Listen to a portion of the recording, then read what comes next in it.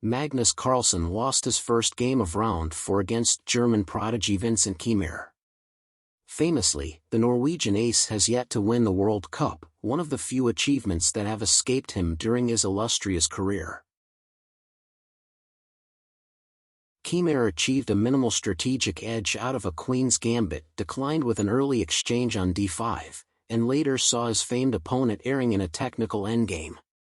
Each side had a rook, a knight and 4 pawns when Carlsen failed to defend his queenside weakened pawns properly. Black's pawns on the queen side are somewhat vulnerable, albeit defensible. If given this position as a puzzle, Carlsen will surely notice that knight d6 or g6 are both good defensive moves, and, more importantly, moves that are completely necessary under the circumstances. On the contrary, knight c7, as played in the game, leaves black in deep trouble after the natural knight d6, which Keymer played almost instantly. From the resulting position, white only needs good technique to convert his extra pawn into a win. Peter Lecco, who has coached Keymer in the past and is working as a commentator, noted that only nerves could stop the 17-year-old from winning, since he had never defeated Carlsen in the past. The prodigy from Mainz did not falter, though, as he found the correct continuations at every turn, even when natural-looking alternatives could have thwarted his plan. Magnus ends up giving up the b7 pawn to play rook b1 and rook b5, and after some trades and maneuvering we get to a position where Magnus ends up losing the f7 pawn. With white to play in the position you can take the f7 pawn, because if b3, there's knight e5. Stopping b2 from being pushed because of knight c4 check forking the king and the b2 pawn and winning the game for white. Carlsen resigns on move 58 of Game 1 of Round 4 of the FIDE World Cup 2023. What a game! And notably the biggest game of Vincent Keymer's career, being the first time he has ever beaten Carlsen in classical chess.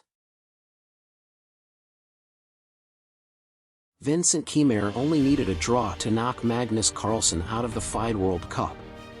It is often noted that playing for a draw is a bad idea in these situations, especially against tough opponents.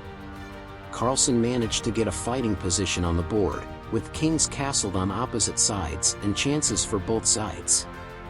A 3 allowed bishop takes c3, queen takes c3 and knight takes e4, a temporary knight sacrifice which was not played by the German prodigy. Instead of spending more time analyzing the position after queen takes c3, Keymer quickly swapped queens with queen takes c3. He only needed a draw, and was probably very focused on not falling behind on the clock. The idea behind knight takes e4 is that grabbing the knight, either after exchanging queens or immediately, gives way to an indefensible fork of the e2 knight and the h4 bishop. Carlsen noticed that he had just dodged a bullet when Keymer grabbed the queen on c3 instead of the pawn on e4, as he told press officer Michael Rahal after the game. Once the game shifted to an endgame with rooks and bishops of opposite colors, Keymer found himself needing to defend a difficult position against the toughest of opponents.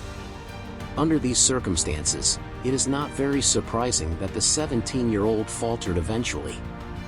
Placing the rook on the f-file was the only winning move, and Carlsen was not going to let the chance slip away this time around, as he played the move after thinking for over 5 minutes. 9 moves later, Keymer resigned.